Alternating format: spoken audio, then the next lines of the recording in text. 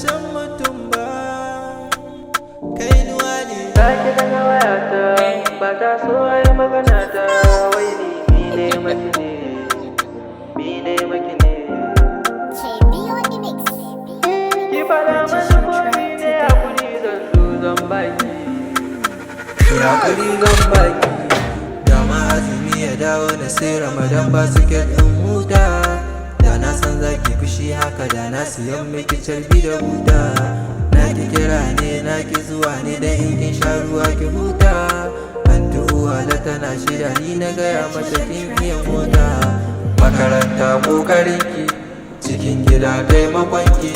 In nai fushi an taɓo ki, in nai farin ciki na tuno ki. Makaranta ƙoƙarinki, cikin gida taimakonki. In nai fushi an taɓo ki, in nai farin ciki na